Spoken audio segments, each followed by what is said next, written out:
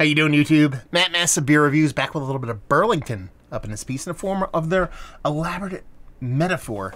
Yeah, this New England style hazy coming at 5.4% alcohol by volume. It's a little pale hazy, and this be canned on 12/01/20. Today is the 7th of January 2021, so you know, just about a month old, and this comes off a shelf by me. Burlington Brewing Company just started distributing their beers to New Jersey, and not only are they distributing them, they are coming pretty relatively fresh. I've seen one, I think, that was 2 weeks old.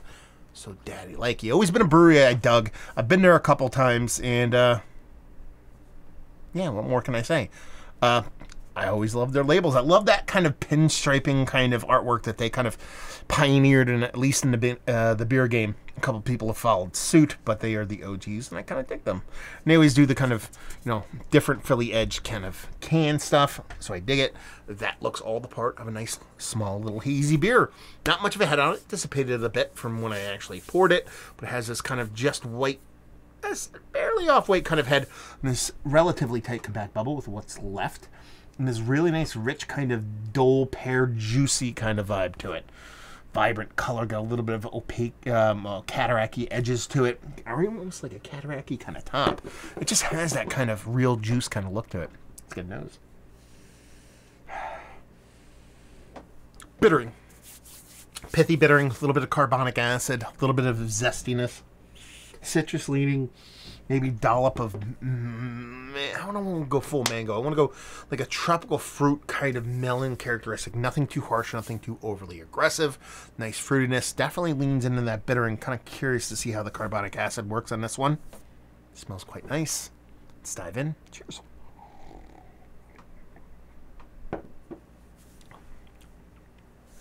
That's not too bad. I mean, it is small. It doesn't come off as a 2x4 to the face or some overly aggressive kind of pale ale like some beers can, and like some beers I really dig. I mean, this is 5.4%.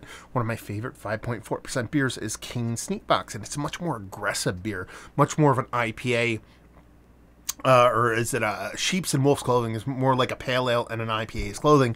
This is a pale ale and pale ale's clothing, and I like it.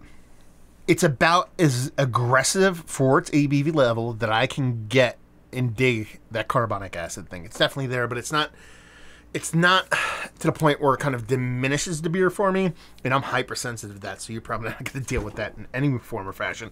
The fruitiness definitely comes off like an under-ripened kind of thing, but it definitely leans in that direction, that kind of citrus pithiness to that little bit of kind of melony, kind of rindiness kind of thing. Nothing overly sweet, nothing overly bittering from the fruit side of things. Nice mouthfeel, nothing crazy aggressive. I think it's damn tasty. Yeah, fun beer. I mean, what did I pay for this? I don't want to pay. That's the other part.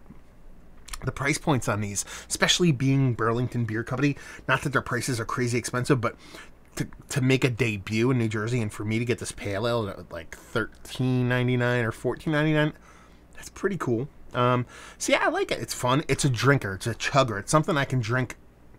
I wouldn't say session out, but I can have a few of these, not have it get way too heavily on my palate. Just a fun, tasty beer. Really well made. Showcasing a bit hops, but still lending itself to being drinkable. What more do you want? Let's talk about it. It's one of the better hazy pale ales that I've had as of late. They call it New England IPA. No, they call it New England Pale Ale. Good on them. One of the hazy pale ales. Yeah, I mean, it's not Mount Rushmore status for me. There are some that do a little bit better, but you're saying I can get this for $14 off the shelf. It's a nice beer that I have no hesitation buying, and a nice change of pace from a little bit back and forth of hobby aggressiveness. Value and availability, like I said, you know, $14 give or take. Not too shabby, especially for a Vermont import. And leave you with, if you like, what will you like this beer? If you like a little hazy pales, this does not suck. And that's a very good thing. So if you like good things that don't suck, you will like this beer. So there you go. Another review in the books. Hopefully you guys enjoyed it. Down there if you want to talk about it. Massive Beers if you want to check me out doing the social media stuff. Beer Massif if you want to check me out doing the whole podcasting thing. And hopefully you guys enjoyed the review. Hopefully enjoying a little hazy pale right now. Hopefully see you next time. Cheers.